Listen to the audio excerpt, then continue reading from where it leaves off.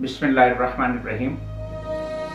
हालिया ईरान और अमेरिका की जो जंग है, इस पे बहुत से तबसरे और बहुत सी बातें सुनने को मिलती हैं, और बाज़ औक़ात कुछ अपने अहबाब जो हैं वो ऐसा तबसरा करते हैं कि इंसान हैरान हो जाता है कि इनकी मालूमात शायद इतनी कम है, या जानबूझकर बातिल को ताकतवर समझ के या जान के वो अपनी राय को शायद तब्दील कर लेते हैं और इज़हार हक नहीं कर पाते। यहाँ पे हज़रत अबुल आला मौदूदी का एक जुमला मुझे बहुत याद आया। उन्होंने कहा था कि इंसान की सबसे बड़ी जिल्लत ये है कि वो बातिल को ताकतवर समझकर उसकी गुलामी पे अपने आप को आमादा कर ले। हमारी तारीख शहरगों से रकम हुई है। अगर आप हमारी तारीख उठा के देखें तो हम तो कभी मस्जिद कूफा के अंदर सजदे में कत्ल होते दिखाई देंगे, कभी करबला के अंदर बैअत फासिक को जूते की नोक पे रखते हुए आपको दिखाई देंगे, कभी शहजादा अली असगर की शहादत और कभी अली अकबर की कुर्बानी और कभी अब्बास अलमदार के बाजू इस्लाम पे कुर्बान करते हुए दिखाई देंगे, कभी अपने उलमा की कुर्बानियां देते हुए दिखाई देंगे। अगर करबला दर्सगाह है तो करबला फतह और शिकस्त के मयार को बदल देती है। करबला को समझने की जरूरत है। जिसको करबला समझ आ जाती है उसके लिए ये दुनियावी जितनी जंगें हैं, जितने मार्के हैं, जितने मुकाबले हैं, जितने तनाज़े हैं, उनको समझना बहुत आसान हो जाता है। हमेशा बेहतर और मस्बत तबसरा कीजिए।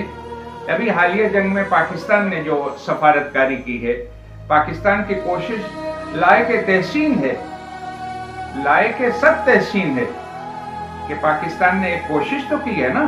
पूरी दुनिया में किसी ने नहीं चाहा कि ये जंग बंद हो जाए। पाकिस्तान ने खित्ते के अमन के लिए बेहतरीन कोशिश की। कोशिश करना पाकिस्तान का काम है। अब नतीजा खुदा के हाथ में है कि अल्लाह क्या चाहता है मुसलमानों के लिए। मुसलमान के अंदर आजिज़ी है, मुसलमान के अंदर फिक्र है, मुसलमान दलील के साथ बात करता है। फिरौन के पास दलील नहीं है, फिरौन ताकत की बुनियाद पे बात करता है। दोनों तरफ की फिक्र मुख्तलिफ है। इसलिए कतई तौर पे अगर मुज़ाकरात नाकाम हुए हैं तो इसमें भी मायूस होने की जरूरत नहीं है। हजरत मूसा के मुकाबले में अल्लाह ने फिरौन की दौलत को कम नहीं किया था,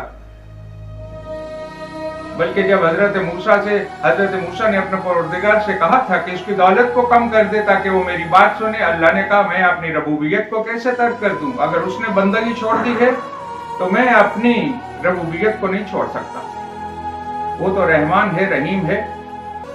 करबला जिसके सामने है उसको तो वाज़े फर्क नजर आना चाहिए, उसको सोचना चाहिए। एक लम्हे में अपने उलमा के खिलाफ भी बातें शुरू हो जाती हैं, अपने लोगों के खिलाफ बातें शुरू हो जाती हैं। एक लम्हे में मुतासर हुआ जाता है। हम फकत करबला से मुतासर हैं। करबला हमारी दर्सगाह है, हम करबला से सीखते हैं। करबला ने फतह और शिकस्त के मयार को बदल दिया है। करबला फतह ज़ाहिरी फतह को नहीं समझती। करबला के नज़दीक फतह वो है जो इंसान अपने मकसद में कामयाब हो जाता है। और इस पे दलालत करता है सैयदुस साजिदीन का वो जुमला जो यजीद के दरबार में मौला ने इरशाद फरमाया था। उसने कहा था कि इस जंग में बहुत तकब्बुर के साथ जंजीरों में जकड़ा हुआ हुसैन का फर्जंद शहजादा सैयदुस साजिदीन ज़ैनुल आबिदीन जब उसके सामने मौजूद हैं, दरबार उसके सिपाहियों से भरा हुआ है, और तकब्बुर के साथ कहता है इस जंग में हम फतहमंद हुए, या आप बताइए जरा, मैं ये जंग जीत चुका हूं। आज का फिरौन भी यही कह रहा है कि मैं ये जंग जीत चुका हूं। सैयदुस साजिदीन ने बहुत इत्मीनान के साथ जवाब दिया था कि तुम कुछ देर इंतजार करो, अभी मुअज्जिन आज़ान देगा। अगर उस आज़ान में मेरे जद का नाम बुलंद हुआ तो ये जंग हम जीते हैं, अगर तुम्हारी जद का नाम बुलंद हुआ तो ये जंग तुम जीते हो।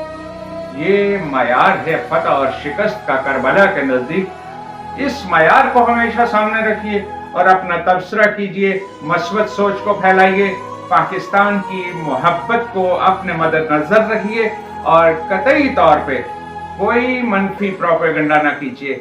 ये मुल्क मोहब्बत का मुल्क है, ये मुल्क इस्लाम का मुल्क है, ये मुल्क एक कला है इस्लाम का। अल्लाह परचम इस्लाम के साथ परचम पाकिस्तान को हमेशा सरबुलंद रखे।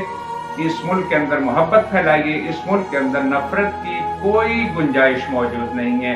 अपने उलमा के साथ रहिए, अपना बहुत ख्याल रखिए, इस मुल्क का बहुत ख्याल रखिए और परचम इस्लाम को सरबुलंद रहने के लिए हमेशा के लिए दुआ गो करिए और वक्त के इमाम के ज़हूर की दुआ करते रहिए। वस्सलामु अलैकुम व रहमतुल्लाहि व बरकातहू।